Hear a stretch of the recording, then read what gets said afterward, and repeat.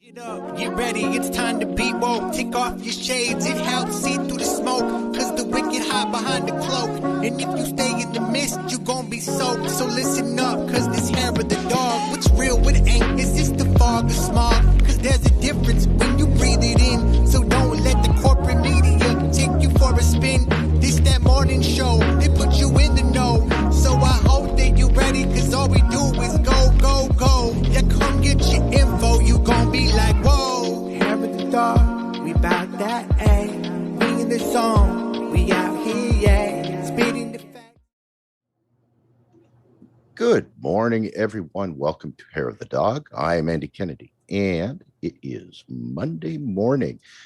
Thank you so much for joining us this morning. We have a veritable plethora of stories to talk about, a complete cornucopia of different things to discuss this morning. Here in Ontario, we are currently under attack. And when I say that, I don't mean from a political or financial point of view. I mean that the province of Ontario, there are certain pockets where we are being attacked by gypsy moths, and they are going around and indiscriminately destroying trees. One which is right directly behind my house, and it's kind of surreal when you watch and go out and listen. You can actually hear them munching on the leaves, and it's kind of strange. I've been living in the same property since 1996, and these are old 60, 70-foot trees that have been here for longer than I have. And to watch them being systematically destroyed is kind of certainly a sad thing, but I guess because of the life cycles of in certain ecosystems of these animals, and because of the heating up of the environment, we can thank the current climate crisis for the slow destruction of things like trees and other things like that. So I just wanted to rant that out first, just because it was sad, because I am a friend of trees. Good morning, Carrie Barber. How are you this morning? Good morning, Andy. I'm sorry about your trees. The U.S. has been ravaged by beetles, particularly in the western portions, mountain areas. Wasn't that the 60s on the Ed Sullivan show? No, it's a bug, not a band. Sorry. So yeah, no, it's happening everywhere. So it also contributes to fires when you have ailing trees that are dying. So my condolences to everyone in your neck of the woods. Yeah, we deal with it a lot. So so good morning, good Monday morning to everybody who's joining us. If this is your first time joining us, we are live. And we do want you to join the conversation, push back, particularly if you are if you're a Bitcoin enthusiast. You may not like some of the lead in this morning, but we want to hear your comments, push back, any resources you want to share, comments, all of that sort of thing. It's all fair game. But I will say this, bring your A game, because we do our homework here. At least, try to do our homework. But so something funny happened over the weekend. Everybody's favorite darling, Elon Musk, got called out. But first, I thought this was interesting, and I want to do a deeper dive into Bitcoin later, because I think it's a very complex, nuanced issue from a macroeconomic standpoint. But El Salvador has just announced that Bitcoin will be legal currency in their country nationwide, which is kind of a big deal. And it also, from a macroeconomic front, I'm like, okay, here it goes, economic collapse. And I know that the Bitcoin investors themselves who stand to benefit are like, yes, this is a good thing. It's public money. No, it is not a good thing. And it's truly not the answer to corruption, because it's just yeah, it's a destabilizing force. Andy, you can certainly go into it, but that was the first big thing. And then Anonymous took a swipe at Tesla and Elon Musk. And so far from what I'm seeing, I haven't pulled the SEC reports for Tesla yet. So hold on this. This is just my casual observation in this moment is Anonymous is kind of right. $2 billion in subsidies from the federal government, the US federal government, went to Tesla during this pandemic and all of the things that they're working on. So they're actually making money off of Bitcoin, not off the products they sell. And oh, by the way, this is the same company that got on their employees and was trying to force them back to work, even though their own employees were making more money on unemployment than on the assembly line where they were risking life and limb during a pandemic. So yeah, good on you, Anon, so far, because it sounds like, yeah, this is yet another instance where we've privatized profit and made public all the investments. So it's a story I'm going to dig into a little bit. But Andy, any initial thoughts on the Bitcoin replacing a fiat currency? Well, there's a lot to unpack there, right? You've got, there's different levels of monetary sovereignty, and when you look globally at the way that the world is set up, right? The U.S. currency is basically the trading standard in the world, right? And El Salvador, small country, their debt is denominated somewhere else. It's denominated in US money. And so they don't have the ability to do their own thing.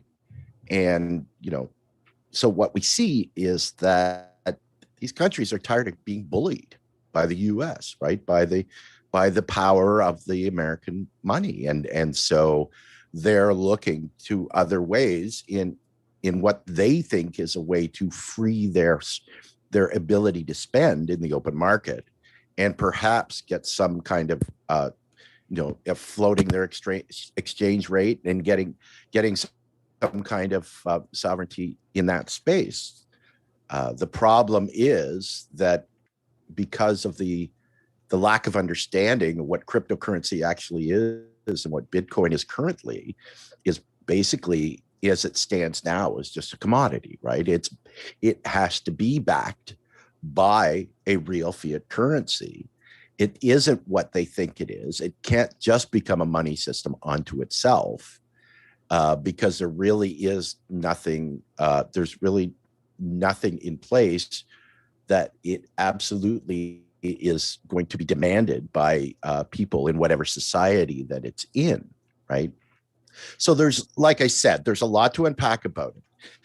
But I think that the other side of that coin, and specifically with what Rohan said and what people who are all invested in the crypto game said, is interesting, because when we look to the future and what our money system is going to be like, right? Because as new technologies develop, right, we're going to be looking at a more online system, and maybe even the elimination of the paper currency, right? So that everything's online. Well, and let's be clear, we don't know what that's going to look like in the future. We can't, because that system hasn't been figured out yet. It hasn't been created yet. What is Bitcoin going to be a part of that future? It may very well may be. It depends on the system that we create to support it, if we decide that's what we want to do, right? Currently, it's not that system, but it has the potential to be. And the problem with that is that if everything becomes an online trading type of scenario, right, the people like Rohan are more concerned with their own personal information and having the ability to make transactions, privately, without Big Brother watching and knowing who you've talked to your entire life and who you've transacted with, and everything about you, right? Because that's what big tech wants, because they want to be able to data mine every single thing about everything you do and then make money based on that system. Well, how do we create a new online version of currency while allowing people to transact in private without Big Brother watching?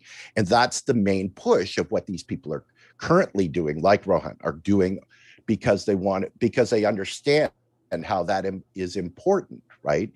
And because of this, and because this is a new, up and coming technology, and we really don't know what it's going to look like, Rohan's biggest push is, well, we obviously need to have it regulated, like we are supposed to regulate banks, like we are supposed to regulate currencies and spending, right? Because it's currently just a commodity-based, free-flowing, people getting rich thing with no restrictions on it. And that's the biggest problem. How do you move into that space with the way it's currently set up, into a place where people are protected, nobody's going to lose their shirt, or having Big Brother understanding and watch everything you possibly do?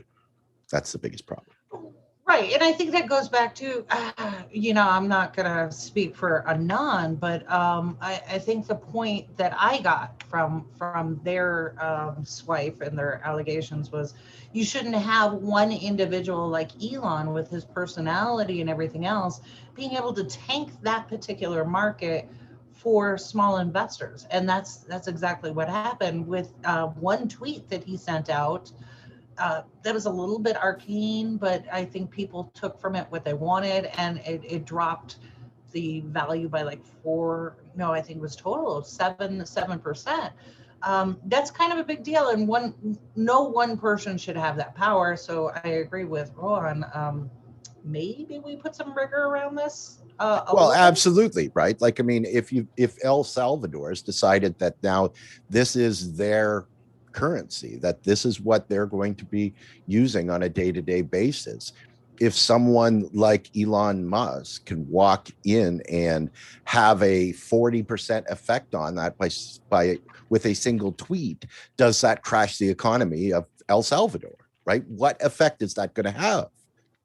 And so it's those regulations that have to be in place that say, no, that's not okay.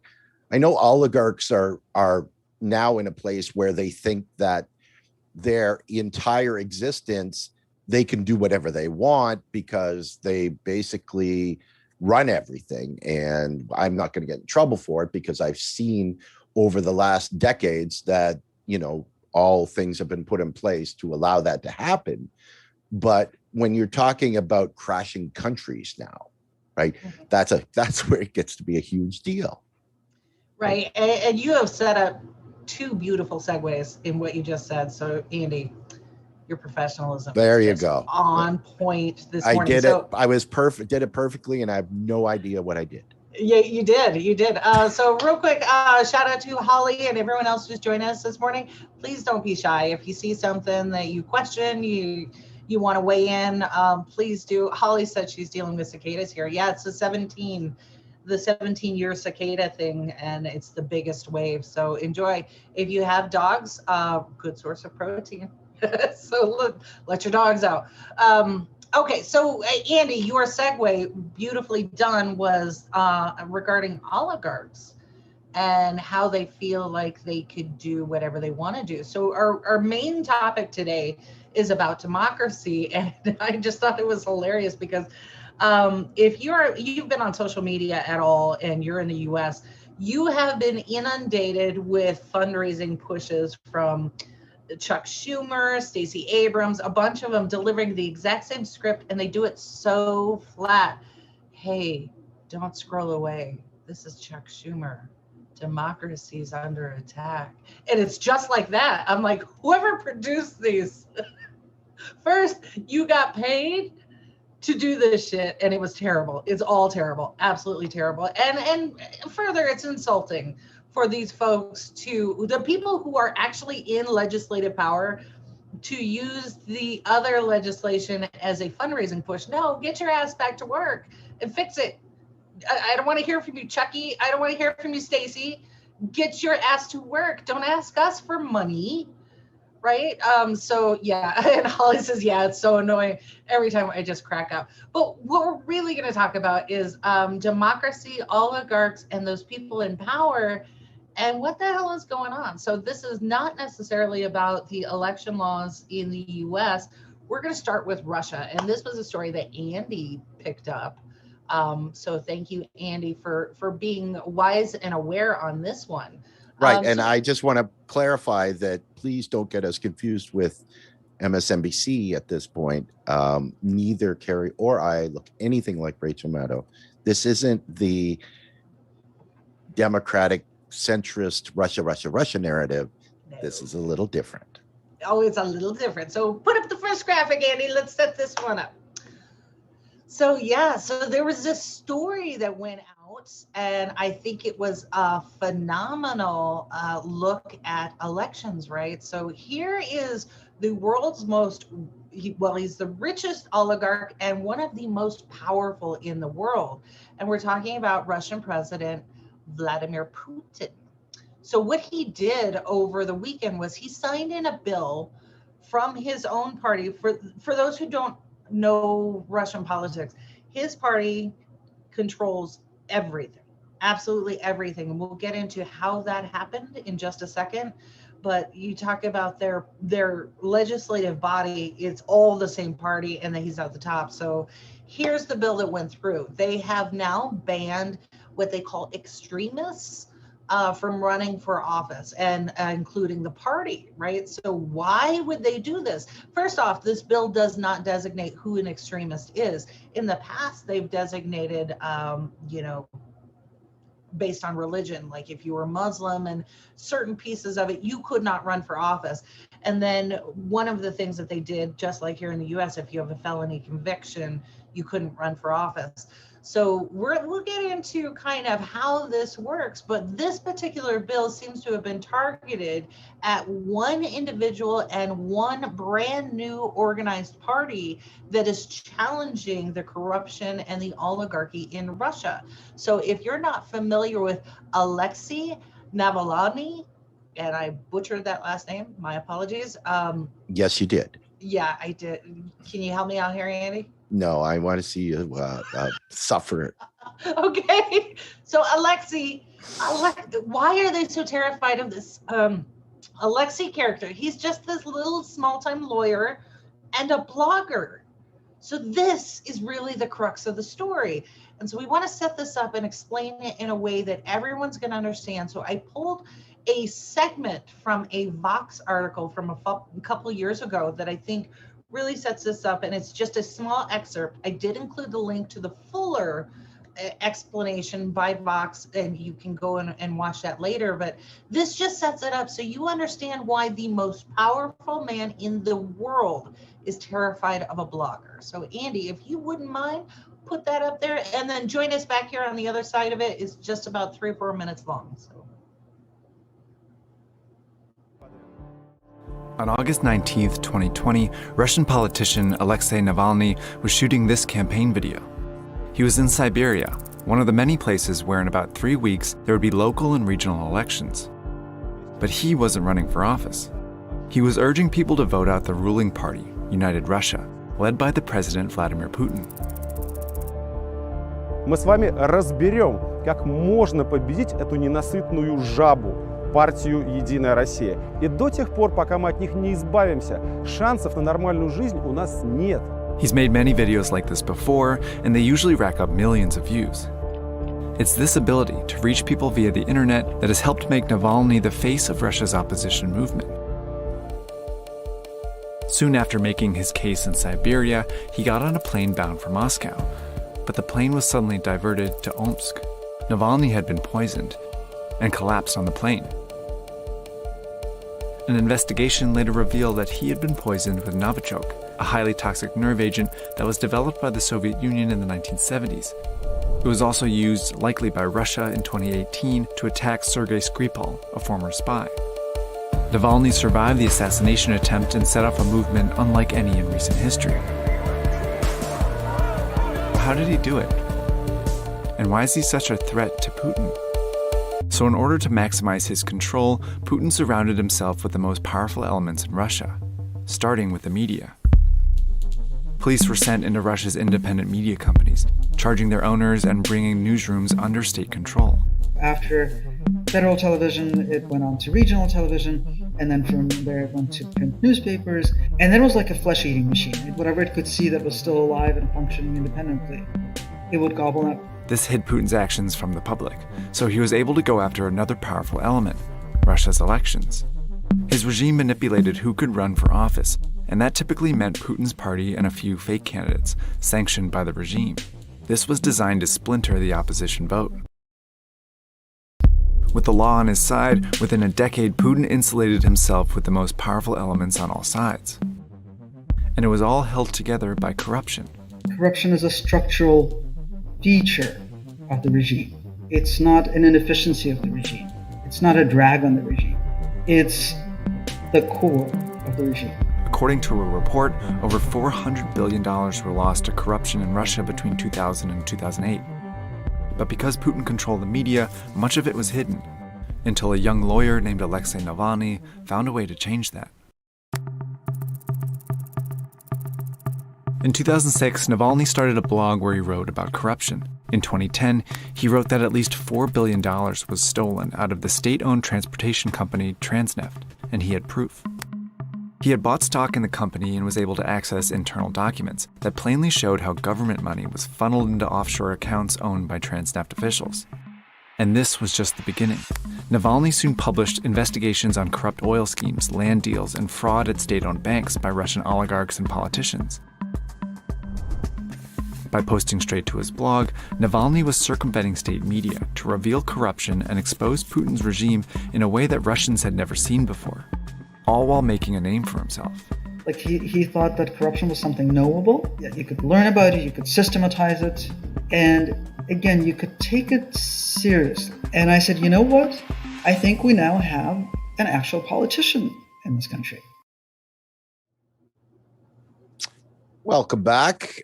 Interesting story of Vladimir Putin, or as we call him in Canada, Vladimir Poutine. Okay. Thank you, Andy. Thank you. That was a good one. So, Poutine. Yeah. Okay, Sorry, that was kind of cheesy. Okay, I see where you're going there. That's totally okay. So Holly commented, she corrected me on how I pronounce it, Navalny. So thank you, Holly. And she also said he's a racist, but in the context of the story, don't care. It's not really relevant because I'm not going to cancel this guy because the context of this story is he was just a flunky blogger, right? So maybe he's good, bad, and different. And, you know, we're seeing that Vosh, the whole thing that came out with Vosh being an advocate for child porn. I don't know what that was all about, but yeah. So let's set that aside. Just because the Russian people have also been miserably bad on LGBTQ rights as well, right? And that's almost part of the country narrative in terms of, you know, their belief system and what they've done. So, but as you said, Carrie, it's not really relevant to this story, although it's not good. Yeah, it's not good. But in the context of this story, this is the guy or his new push political party that is causing problems, and not because of who he is, but because they were calling out corruption.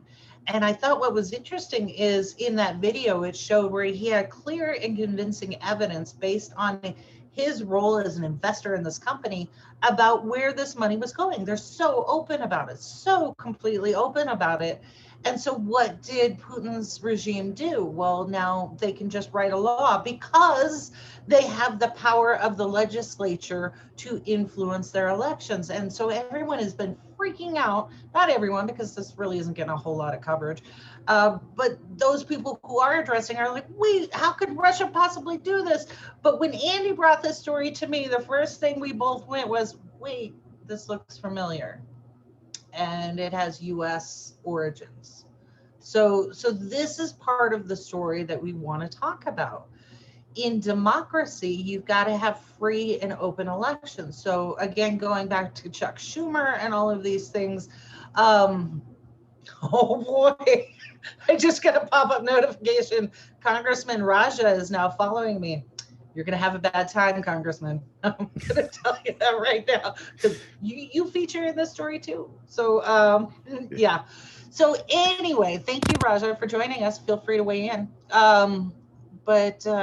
Yeah, so with this particular story, the corruption is rampant here in the US too. So it's not just the new laws that are coming out about IDs and all of these things in the South. This is something that's been going on for a very long time. And this goes to ballot access. So at the heart of the Russian story is ballot access. Can you even run? So in one part of the Vox video that they showed, I thought was very telling, where he said that the Putin's party was putting up shadow candidates, and that was to stop any other real candidate from getting a vote. They were splitting the vote. That happens here in the U.S. all the time.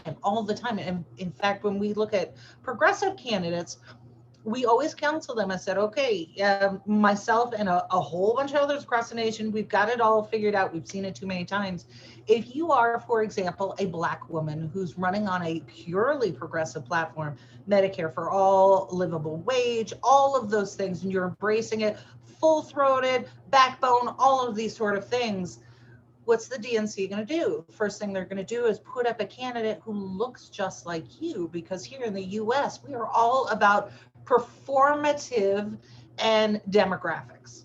So if you're a Black woman running on Medicare for all, I don't know, maybe somebody like a Nina Turner, then what they're going to do in Ohio in the DNC is they're going to put up another Black woman who looks just like you, maybe even sounds like you, but this is one of the anointed candidates, and she will have the backing of union bosses, not necessarily the union members. She will be taking PAC money, and she will be doing all of these things that we typically assign to a Republican candidate, but she's a Democrat. So Democrat in a blue jumpsuit up against the progressive, and that's how they do it. It's perfectly legal, and it happens every time. So while we're criticizing Russia, know that this happens, and it's happening right now in Nina Turner's race, if you didn't get that hint.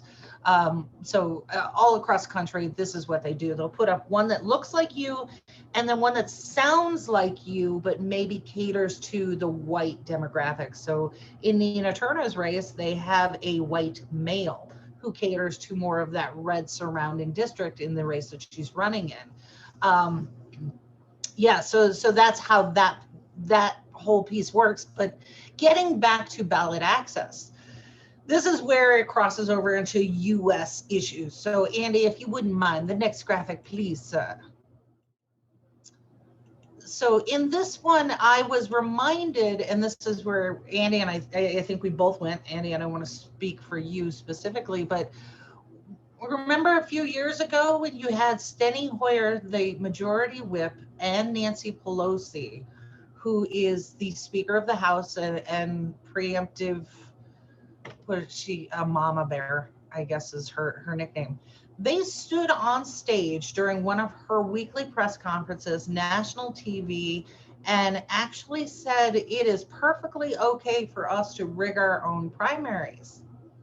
And nobody blinked, right? So there is this prevailing thought that the DNC owns the Democratic primary. They don't. And we've said this before. You have the corporate entity of the RNC and the DNC, and they get together and they manipulate the laws and regulations around the primaries. And then at a state level, that translates down to how things work. Here's the problem with that. You as a state taxpayer, all of the taxes that you pay at a state level, and this is your property taxes all the way up to sales and use, all of that goes to fund your local elections. Your elections happen at a county level. So you are paying for the ballot printing, you're paying for distribution, paying for your county clerks, you're paying for your clerk's staff, you're paying for those polling locations, you're paying for all of that, including the polling workers, the volunteers who get that little stipend, whether it's $50 or $150 a day. You pay for all of that. Absolutely all of that. So for two corporate entities to insist that they own the primaries that happen to fly under their brand, that's a lie. It is not at all accurate. And we need to push back on that a little bit. So here you had two representatives of a national party saying that they have every right to do this. Well, what does this look like if you're running as a Democratic candidate, particularly as a progressive candidate? So we saw in the 2018 race, those of us who were working for candidates who were active in our political system, I at the time was still a Democrat because I didn't get the message yet about how corrupt it is. And full disclosure, I did put this in the links this morning. My business, my small woman-owned business, it was myself and my business partner. We were sponsors of Chicago's Pride Parade. We were members of Chicago or Illinois LGBT Chamber of Commerce. We did things with green initiatives, and we also took our time and talents from a marketing perspective and donated to progressive candidates. It was all in-kind donations. And at the time, I was working as a campaign manager for a progressive congressional candidate. Well, because we were doing all of that inside of the Democratic Party, we didn't get a thank you. What we got was targeted by the DCCC's Blacklist Policy. And if you're not familiar with the Blacklist Policy, this was Sherry Bustos, also of Illinois, who came out and said, if you are going to work for a progressive candidate, if you are going to do anything as a consultant, as a business or whatever, we will put you on a blacklist policy and make sure we run you out of business. Sounds totally democratic, doesn't it? And that's exactly what happened. Now, wasn't that if you were running against an incumbent? Not necessarily. That is what they said. What they actually did was something else. So in my scenario, there was no incumbent. It was, we were challenging a Republican for the seat. So this was a Democratic primary, totally wide open for the Democrats.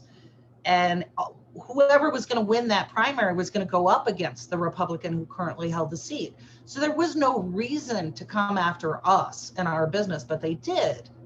They did. And I posted a link, and there was no less than 5 felonies that we had evidence for. We had video, we had recording, all of this. So why didn't it get prosecuted?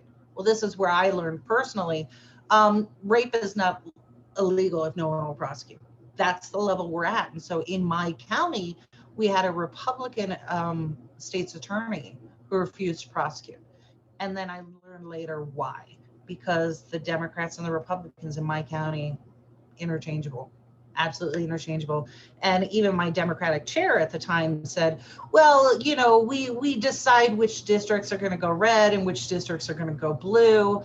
And, you know, we've decided that those districts closer to Chicago that the Democrats will retain. And we just gave away these districts to the Republicans, and it's totally okay.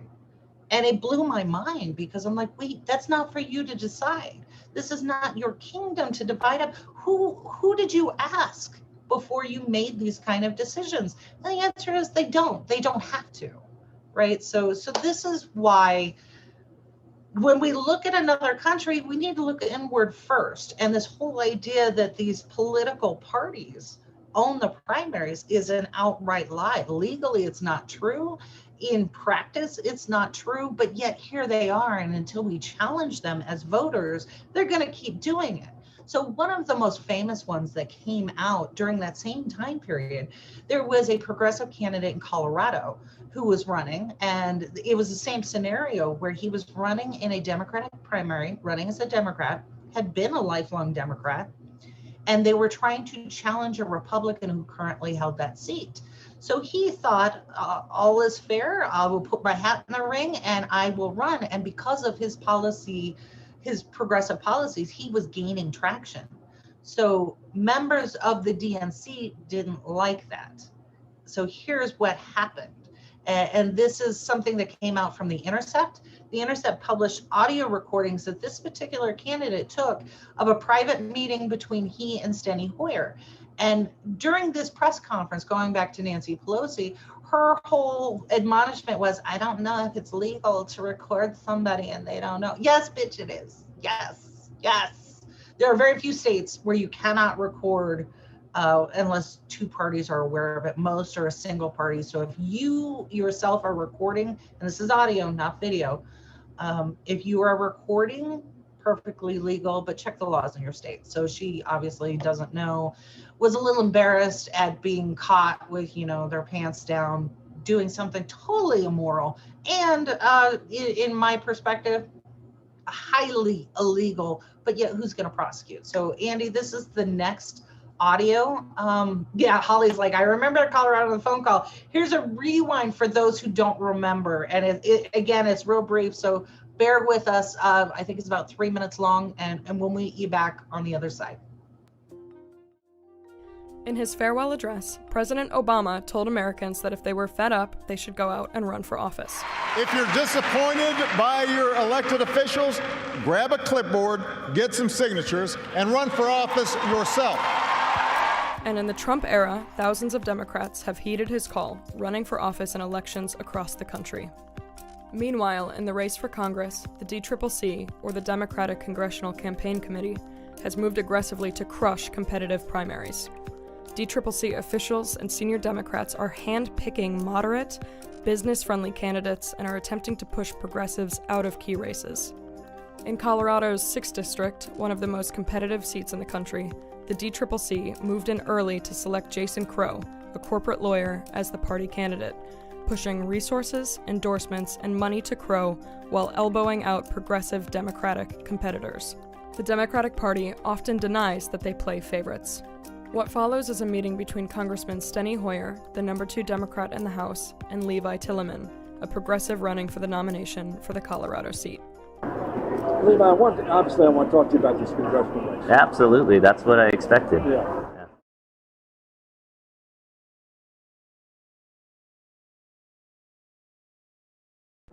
You would like me to get out of the race. And you keep saying, I would like you to get out. And of course, that's correct. Yeah. I know you're fundraising for Crow. Yeah.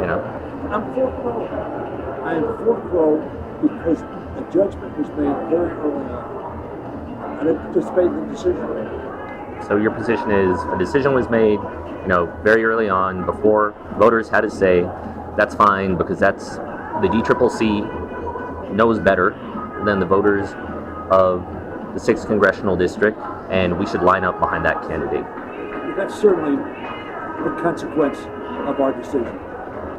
There are 2 things I'd like you to consider. One may be easier than the other. The first would be if you stay in the race. And frankly, I would hope you would not. I'll get to that. But if you stay in the race, it is not useful to the objective to tear down Crow. Crow's clearly the favorite. That doesn't mean he'll win. It just means he's the favorite. I hear you. That doesn't mean it's right. It just means No, I hear you. Right. I don't know Crow well, but I think he's a decent human being. So before we go any further on that, Crow is the favorite. In no small part, Congressman Hoyer, because the DCCC not only put its finger on the scale, but started jumping on the scale very early on. And I'm born and raised a Democrat. I mean, it's undemocratic to have a small elite select someone and then try to rig the primary against the other people running. And that is basically what's been happening. I hear you, and I disagree. But you were part of that process Absolutely. as well. You said Absolutely. Yes, yeah. I've been at this a long time. Yeah. When I said you need to get in strong, hard, and early, you disagree with me. Obviously, that's your choice. You guys are shoveling money at him. We're going to continue. You're going to continue to do it? We are going to continue to do it. And the reason, Levi, we're going to do it is because a decision was made to focus. It was clear that was our policy, and and our hope that we could early on try to come to an agreement on a candidate that we thought could win the general, and to give that candidate all the help we could give them so that we would have a unified effort going into a general election.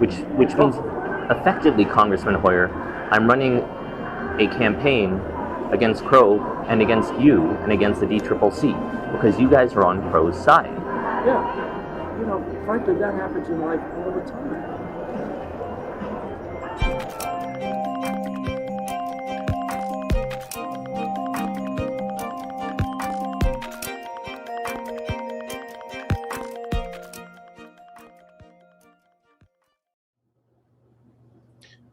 So we have a country where the leader of that country is basically picked by a small elite. They run basically with an iron fist, and they're propped up by rich people in the society who basically control everything, including the media, which defends them with their own narrative. Gary, what country am I talking about? You're talking about the United States. Absolutely. And I have two personal stories. True stories absolutely happened, backed up completely by, so I wrote an article on one. One was my own personal experience. So the first one I want to talk about is Heidi Henry. And again, this is Illinois, because Illinois, next to Georgia, is probably one of the most corrupt political states in the union, believe it or not. So Heidi Henry was great advocate. She started an indivisible group sort of down south Illinois, and she was a business owner. She has a disabled union member husband, children who are active in politics and in their community. She's like the poster child for the Democratic Party, and she was going to challenge a Republican. And the leaders of the Democratic Party in Illinois went to her and said, well, we don't want you to run in the Senate. How about this House race against Sue Rezin? Sue Rezin, longtime Republican, some crazy votes. Oh, real quick, Andrew, where you been? You joined us late. Are you talking about Peruvian elections? No, honey, we're talking about U.S. elections. So hold that out. But so Heidi decided, okay, well, if I did step out of the Senate race because the union wanted to put their own candidate in, what help am I going to get from the Democratic Party?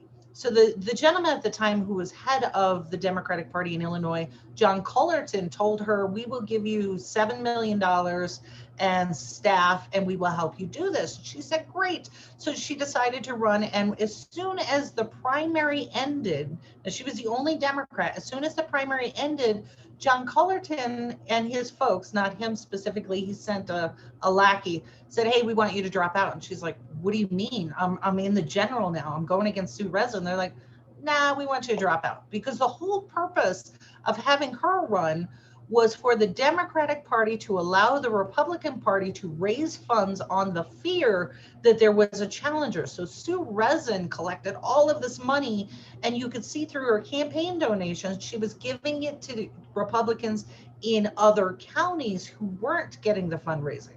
So this was the Democrats and the Republicans working together in Illinois to funnel money from you to put it out the way they wanted. Well, when Heidi decided she wasn't going to drop out because she was in it for the right reasons, they threatened her, they threatened her family, they threatened her business. And I was personally on the phone as a journalist talking to the person at the Democratic Senate Victory Fund. Let me say that again. Democratic Senate Victory Fund, a gentleman there who was also getting paid by Koch brother money as well as Democrat money, who told me, if you don't back off this story, we are going to release a poll that totally tanks her campaign. And they did it anyway, right? So that was one story. The other story was this Democratic Congresswoman, Lauren Underwood. And this is how it really works. So Lauren Underwood was part of the Obama administration. She was a very low-level person working in health and HHS. and they were working under the Obama administration to do the regulations and reporting for ACA, Obamacare. And she had been tapped at that time to go through training. So remember, this is 2015, 2016, and they were grooming her for a run because she was a full-on advocate of ACA and had worked for an insurance company after she left the Obama administration. So they loved her, did not want Medicare for all because Illinois is completely overrun by Blue Cross Blue Shield, completely. And I'm naming names here because it's all verifiable as fact. So Raja, I see you with the Blue Cross thing. Okay, so anyway, what happened was when I was working for a challenger, a true progressive, I called the DCCC because that's what you do, a simple handshake. Hey, what do you need from us? Can we get any support from you? How is this going to work? You know, hey, this is who we are. And I remember calling him, and the very nice lady was so sweet. So she's like, what was the name of your candidate again? I said, okay. And she said, hold on. And you could hear like paper flipping, like she was going through a notebook or something. And then it got real quiet. And then she came back and it was a totally different person. She was so rude and dismissive. And she's like, yeah, no, we've got nothing for you. And then the other side of it is, if you are in a big city, big metropolitan area, there are very few lawyers who are adept at these election laws and ballot access and things like this and able to keep you on a ballot. There's just a very small handful who have that unique skill set. So in your campaign, you should be calling these people and say, hey, we'd like to put you on retainer because we know that we're going to get challenged by the incumbents, by the DCCC, the DNC, even of our own party. You're fighting them. And if you're a green, independent, libertarian, okay, you better have that retainer already. So when we called one of the attorneys who was a specialist in Chicago, he openly said to me, and I'm not going to name his name, but he openly said to me, he said, look, if I get a call from Madigan, who at the time was head of the Democratic Party, as well as head of the legislature in Illinois, he said, if I get a call from Madigan telling me not to take this up because they want to pave the way for the anointed candidate, I'm just not going to call you back. I just want you to know that up front. So it's already in place. All of this stuff is in place. And here is an attorney who knows better, but he's thinking of, well, if I go against these people, I'm never going to get a referral again. I'm going to lose my practice. So what do? Right? All of this is some cray shit. So this is the last graphic, Andy, and I know we've inundated people with videos and graphics and everything else, but hold on. I do have a solution for you, and it's been staring us in the face for a very long time. And I think we have short memories and we forget this. So there's this really great resource that I posted the link to about ballot access and all of these cases that have gone on for years, absolute years. So for those of you who are checking out of the process and say, I'm out of electoral policy, you are doing exactly what they want you to do. Exactly. They want you to give up. They want you to check out so that they can just act with impunity and no one will challenge them. Yet here we have these cases. And if you're a baby lawyer and you're looking into some of these things and you want to help out and you actually want to fix some things, here's some case files for you. Absolutely. But the big thing is, do you remember when Obama ran against Hillary? The first time in that primary, Obama was not the anointed candidate. Obama was not the funded candidate. Hillary Clinton was. She had this massive apparatus. She had the momentum. She had connections. She had a ton of cash, all of this sort of thing. Why was she not the nominee the first go around? Andy, any guesses? No, not a one. Okay, so I went back and looked at the numbers. Obama won that primary by less than 150,000 votes. 150,000. And that is the key. And Andy, you've said it before, I've said it before. It is sheer volume. And that is what the Russian law is also looking at. All of those people who are suddenly becoming aware of the corruption and that you can push back, that had Putin terrified. That had his party terrified. All of the stuff that's going on now with leftist media, with corporations trying to dampen and doing everything with the algorithms, that is fear. Because once you realize your power and what you actually can achieve, the game is up. It's all up. So if you have a progressive candidate, and it doesn't matter really what party you run under, whether it's Democrat, Green, whatever, sheer volume of votes. They can't stop all of us, right? It's like that Area 51 push. They can't stop all of us. And that is so true. And if you doubt what I'm saying, go back and look at the vote totals between Obama and Hillary Clinton in that first primary. Obama was never supposed to be the one that won, ever. He was supposed to be the one that helped raise funds, but he was never supposed to be the one that actually clinched that primary and went on to win. It was supposed to be Hillary. And because all of us got out there and we started voting and we got excited about it, that's what took it over the hump there. And that's why we had Obama as president and not Hillary. So the same thing can happen. So here's where you got to get around your election laws. And each state has their own, because the states run their own. And sometimes each county has their own too. So when it comes to, do you want to vote in the Democratic primary? What did New York do? New York put that deadline so far forward because they wanted to screw progressives because they're terrified of you. And that's the bottom line. That's the bottom line. So I always cringe when I see particularly leftist podcasters. They say check out. Don't get involved in any politics. Like, no, that is not the answer, because I guarantee you. And what was it? One of the Yang guys that I follow, he posted this morning. They were in New York. There was a survey about, do you agree or disagree with defunding the police? And there was this little caveat that he ignored on this chart. The chart said likely voters. And he missed that. I'm like, he's like, oh, 76% don't favor defunding the police. I'm like, nah. The caveat there, the filter was of likely voters. So for those of you who don't vote, nobody gives a shit what your opinion is. And I want you to understand that. If you're not going to vote, if you're not going to participate in the census, nobody gives a shit what you think. And that's the way it is. So if you want to count for more than just a tweet, a pithy little comment, you have to participate. And when we start organizing, whether you like Alexei or not, he had the right model. When we start organizing, yeah, that's how you get in there. That's how you do it. And you can do it at a small local level. And this is how we see such upsets in some of these elections. And I'm not necessarily talking about federal, I'm talking about state as well, state and local. I have seen some tremendous upsets that, of course, corporate news is never going to cover, so you may not be aware of it. And that is all, what is Holly said, max 740, you got it. I don't know what that means. I'm not cool and hip, Holly. What is MAC 740? So,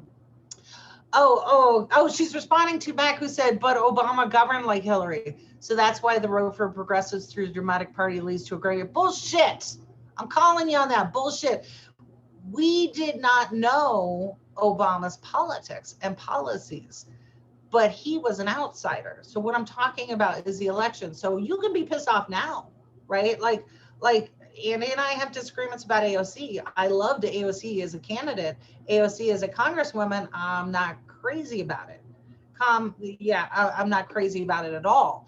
But what I'm talking about is the election. So this means if you're going to back a candidate that you think is a true progressive, let's be sure. Let's be sure before we put another one in there. And again, this is not just federal, this is state, because, oh, by the way, I've made this case before. Quit waiting for Congress. We all look at federal elections because it's super sexy and it's always on TV. But in my state, in New Mexico, every single progressive policy that you say you want was just enacted here in my state, with the exception of Medicare for all, because it's not fiscally possible at a state level. But if we can end qualified immunity, if we can ensure reproductive rights, if we can ensure end of life, minimum wage, all of those things at a state level, shouldn't you be doing that at your state too? Shouldn't you? And while you're all super focused on Congress and begging Congress, still begging Congress to do something, they're not. But here in my state, we are. So let's see, Mac says, third party, darling, that's what is needed. By the way, I live in Illinois. Well, Mac, I moved from Illinois and my heart goes out to you.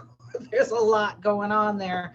But yeah, third party, it's not just third party. So here in New Mexico, we have the Green Party, we have Libertarian, you have the Socialist Party, you have the Working Party, you have the Democratic Party, you have the Republican Party, and I think there's one more.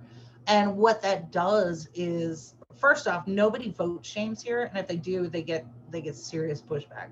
So in Illinois, if you vote green, people will come down on you, and you got to be willing to say, no, this is my vote, my choice. How dare you, right? So in New Mexico, because we have so many parties, minor parties, unofficial parties, all of these things, it's a policy discussion, and people are engaged in voting. What are you doing in Illinois, right? In Illinois, you've got red and blue, and they're interchangeable, like I said. So now what do you do? So when you have more parties and more, green, libertarian, whatever your political leaning is, then you get to shape that vote. But it doesn't matter if you don't vote, if you don't get involved. And you're not going to win every time. I'm sorry, it's just not going to happen. There have been many times we've had great candidates and we've been thwarted by either corruption or just voters didn't get out. Voters don't give a shit. You got to keep trying. You got to keep trying. So, well, that's the thing, right? Like the difference is we see these progressives, these that get elected, they're in Congress, and oh my God, I think Andy's phone rang. It was either a baseball theme or hockey. No, it was just my phone going up. Sorry about that. Anyways, the difference is between, hoping and praying that the candidate that you elected is going to take the initiative and make changes, and, versus demanding it, right? Yes. Like once they get there, okay, you're now my representative.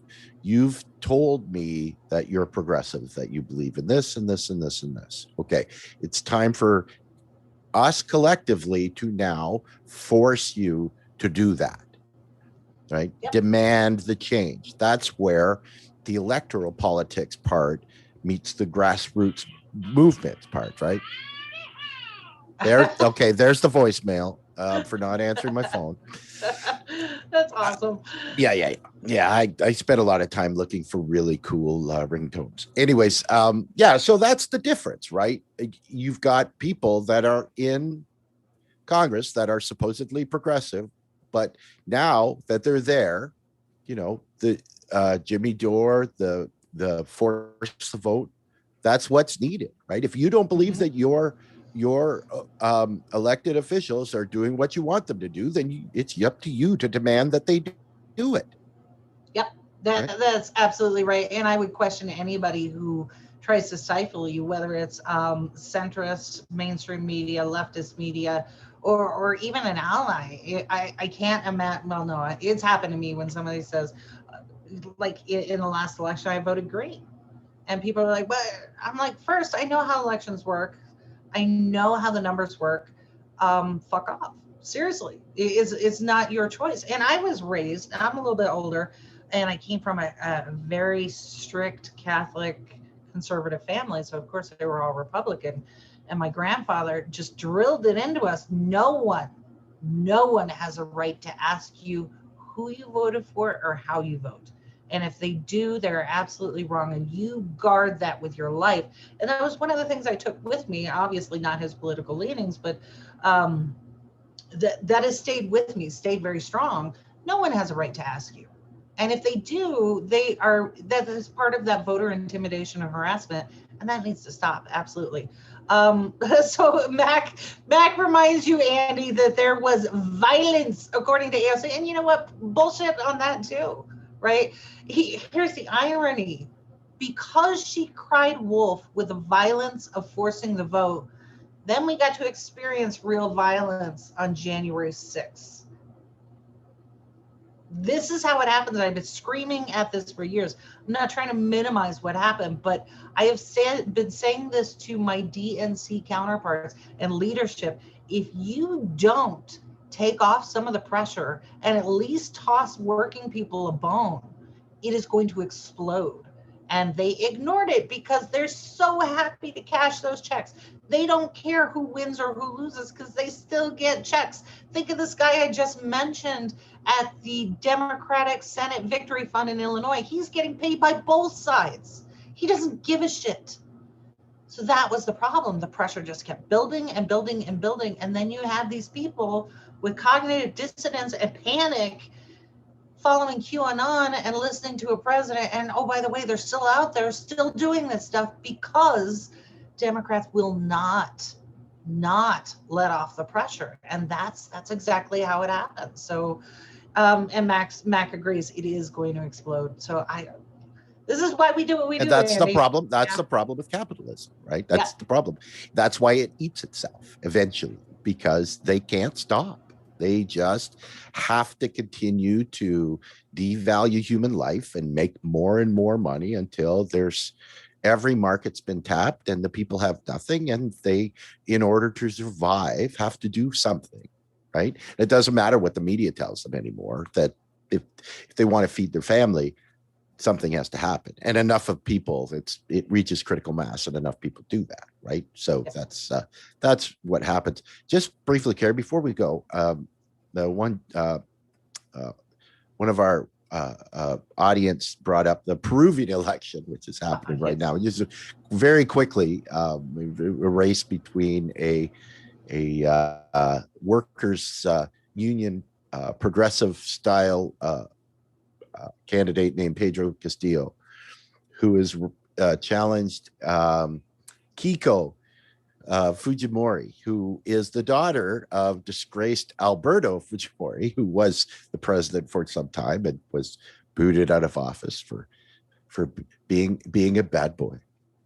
And the narrative in the media is very centrist, apologist, right?